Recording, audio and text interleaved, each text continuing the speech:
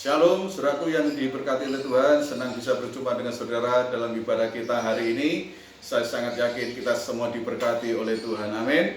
Mari kita akan melihat firman Tuhan. Sebagai renungan kita hari ini, firman Tuhan berbicara tentang hidup Kristen yang berarti. Hidup Kristen yang berarti. Mari kita baca dalam 1 Timotius pasal yang ke-6 ayat 11 dan ayat yang ke-12. 1 Timotius pasal yang ke-6 ayat 11 dan 12, demikian saya bacakan firman Tuhan.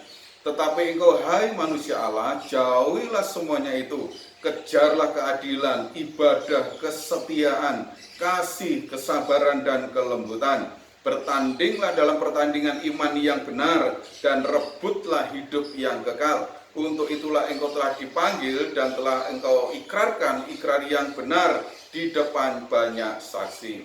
Amin. Mari kita berdoa. Terima kasih buat perjumpaan kami dengan firman Tuhan pada hari ini. Kami percaya dan kami rindu, kami diberkati oleh firman-Mu, supaya menjadi tuntunan arah dalam hidup kami, nasihat-nasihat firman Tuhan, untuk menuntun kami kepada kehidupan yang semakin berarti di dalam Engkau. Terima kasih Bapa. Kami menyerahkan renungan kami dalam tangan Tuhan. Dalam nama Tuhan Yesus kami berdoa, haleluya, amin. Saudaraku yang kasih dalam Tuhan, surat ini diberikan kepada Timotius oleh Rasul Paulus sebagai pesan terakhir dalam suratnya kepada Timotius yang pertama. Dan isi nasihatnya luar biasa. Kalau saya baca dalam ayat 11 sampai dengan ayat yang ke-21, di sana kurang lebih ada 7 nasihat yang harus dikerjakan oleh Timotius. Nah, siapa Timotius? Timotius adalah seorang yang masih muda, yang dipanggil oleh Tuhan melalui Rasul Paulus dalam pelayanannya, kemudian membantu Paulus dalam banyak hal dalam pelayanan pekerjaan Tuhan. Rasul Paulus menganggap Timotius sebagai anaknya yang kekasih, anak yang dikasih di dalam Tuhan. Terusnya nasihat-nasihat ini sepertinya nasihat orang tua kepada anaknya. Dan hari ini kita akan belajar ada nasihat-nasihat yang Tuhan berikan kepada kita melalui Rasul Paulus pada suratnya Timotius ini, saudaraku. Mari kita lihat, saudaraku, ada 3 nasihat penting yang dari ayat yang sudah kita baca tadi. Amin, menjadi nasihat yang diperlukan dalam hidup kita hari ini. Yang pertama, saudaraku, di sana dikatakan dalam 1 Timotius pasal 6 ayat 11, di sana dikatakan, tetapi engkau, hai manusia Allah, jauhilah semuanya itu. Jauhilah semuanya itu. Itu yang pertama nasihat firman Tuhan. Jauhi semua itu. Apa yang dijauhi, saudaraku? Nah, kalau saudara baca dari latar belakang ayat ini, kata tetapi itu menunjukkan kepada sesuatu yang sebelumnya dikatakan oleh Rasul Paulus. Nah, kita balik dalam ayat ke-9, di sana dikatakan, tetapi mereka yang ingin kaya terjerat ke dalam pencobaan, ke dalam jerat dan ke dalam berbagai nafsu yang hampa dan yang mencelakakan, yang menenggelamkan manusia ke dalam keruntuhan dan kebinasaan. Saudaraku, Rasul Paulus bicara tentang keinginan untuk menjadi kaya. Keinginan ini bukan hanya sekedar keinginan, tetapi itu lebih kepada nafsu, ambisi untuk menjadi kaya. Rasul Paulus menasihatkan kepada Timotius, jauhi itu semua. Apa itu? Keinginan, ambisi untuk menjadi kaya. Saudaraku, apa kita tidak boleh menjadi kaya? Apa kita tidak boleh diberkati Tuhan? Bukan begitu, saudara. Kita boleh diberkati Tuhan dan kita bisa diberkati Tuhan. Karena apa janji Abraham? Tahu di Allah kepada Abraham adalah, aku akan memberkati engkau dan engkau akan menjadi berkat. Bahkan Yohanes 10 ayat 10 tadi dikatakan, aku datang kepada engkau untuk memberi hidup dan memberi hidup dalam kelimpahan. Saudaraku, diberkati, menjadi kaya itu tidak berdosa, saudaraku, tetapi ambisi untuk menjadi orang yang kaya, ini yang Rasul katakan jauh itu. Kenapa? Karena ambisi itu akan menenggelamkan manusia, akan membawa kita kepada jerat yang hampa, akan menenggelamkan kita, bahkan akan membawa kita kepada keruntuhan dan kebinasaan. Saudaraku, untuk menjadi kaya boleh, tapi mari kita gunakan cara yang benar di dalam Tuhan. Pekerjaan kita harus benar, mendapat berkat dengan cara yang benar. Itu yang berkenan kepada Tuhan. Karena apa? Kalau kita menjadi kaya dengan ambisi kita, maka disitu akan kita menghalalkan banyak cara dan segala macam cara untuk mendapatkan kekayaan. Itu yang dilarang oleh Tuhan. Dan yang kedua nasihatnya dalam ayat yang ke-10 disana katakan, jauhilah apa yang dijauhi. Ayat 10, karena akar segala kejahatan ialah cinta uang. Saudaraku, akar segala kejahatan adalah cinta uang. Rasul Paulus berkata, jauhi, larilah dari semua itu yang menggoda kita. Apa itu, saudaraku? Disukadakan cinta uang. Cinta uang, Rasul katakan itu adalah kejahatan. Saudaraku, uang itu tidak jahat. Untuk mencari uang bukanlah sesuatu yang jahat. Bekerja untuk mencari uang tidak jahat.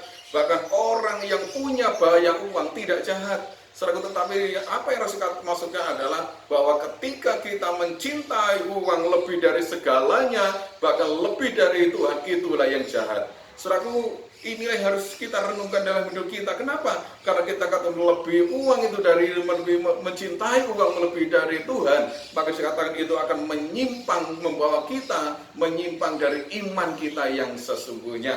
Terus misalkan Tuhan, manakala hal-hal yang materi itu, saudaraku, dalam dunia ini telah menjadi yang terpenting dalam hidup kita, saat inilah kita harus sadar dan kita harus menjauhi semuanya itu. Supaya apa? Kita tidak terlambat, kita menjerumuskan kita kepada berbagai-bagai macam hal yang membawa kepada kebinasaan. Saudara Tuhan, dosa-nya mari kita sadari hidup kita, jauhi untuk memiliki ambisi untuk kaya.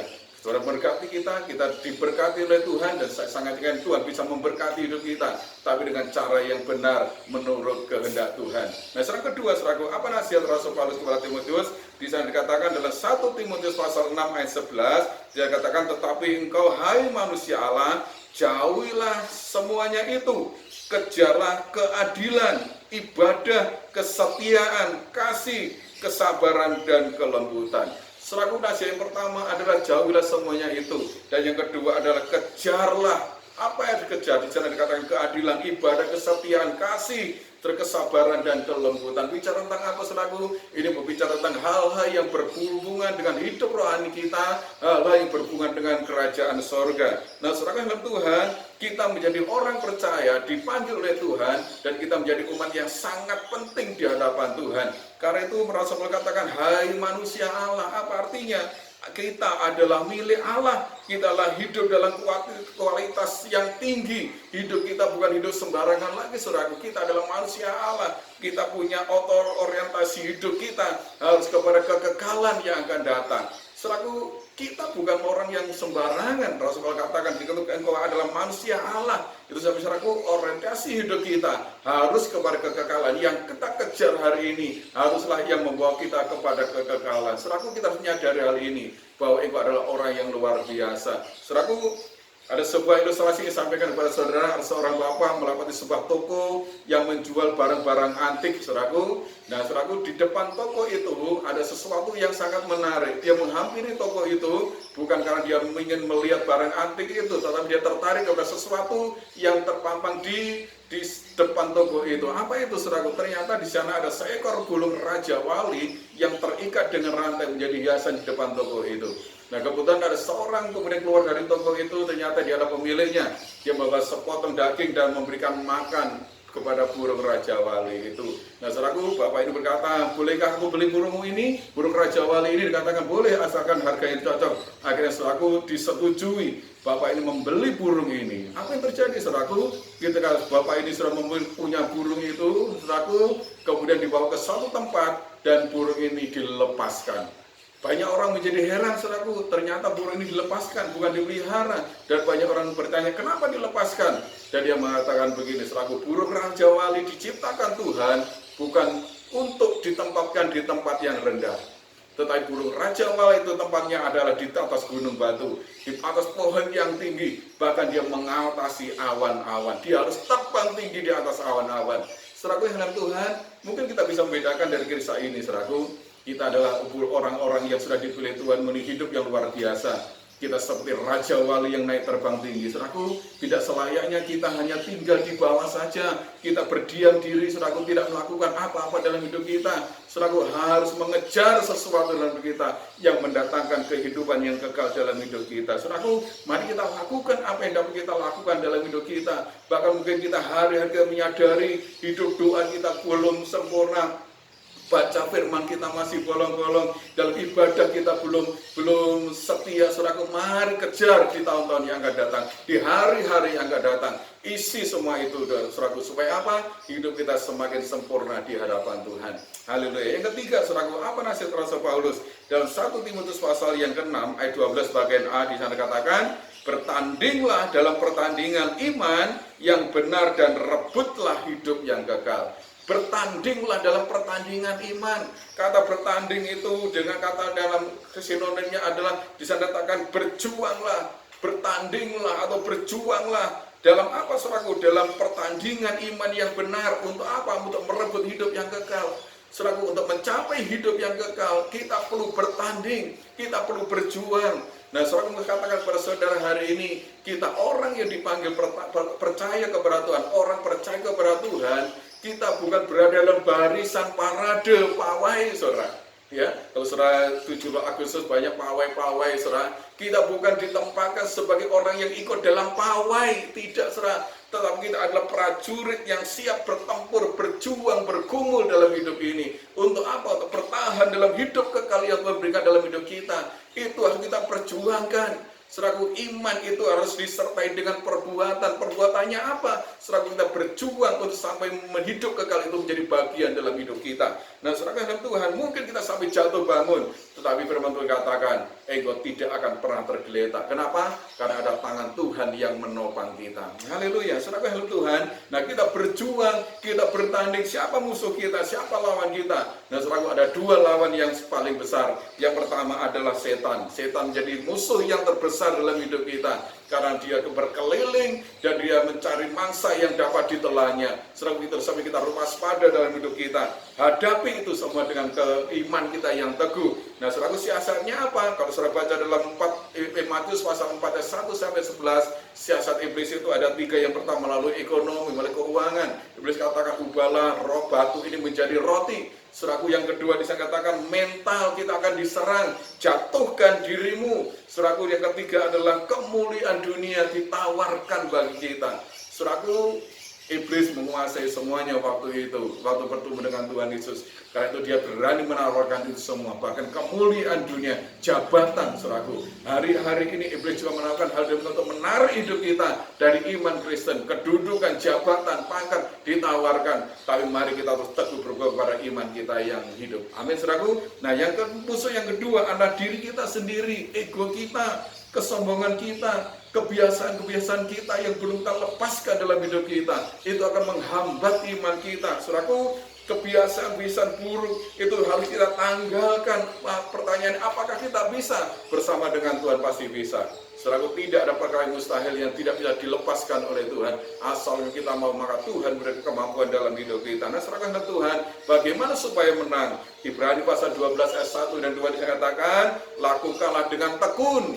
Bahkan dikatakan dengan mata yang tertuju kepada Tuhan Yesus. Jangan kau melihat samping kiri kanan saudara, apa yang terjadi kepada setiap orang-orang percaya di sekeliling saudara. Tetapi lihatlah dan pandanglah kepada Tuhan Yesus yang sudah menang atas maut, yang sudah menang atas dosa. Dan kita bisa meladani Tuhan, kita pun juga menjadi pemenang-pemenang di dalam Tuhan. Bahkan saudara mengatakan kita lebih daripada pemenang. Amin, saudara Tuhan. Karena itu saudaraku, jauhi segala hal yang akan merusak dalam hidup iman kita. Saudaraku, dan hadapilah perjuangan iman kita sampai kita mendapatkan hidup yang kekal itu, dan dengan penuh keyakinan bahwa Tuhan sanggup untuk menolong kita. Kita tidak berjalan sendiri, segala pergumulan berat, ada Tuhan yang menolong kita, ada Tuhan yang menopang kita, ada Tuhan yang siap untuk memberikan kemenangan dalam kehidupan kita. Apapun kita hadapi, percaya Tuhan sanggup menolong kita. Karena itu, kejarlah, jauhi, kejarlah, dan bertandinglah dalam iman yang benar di dalam Tuhan, dan rebutlah hidup yang kekal. Amin.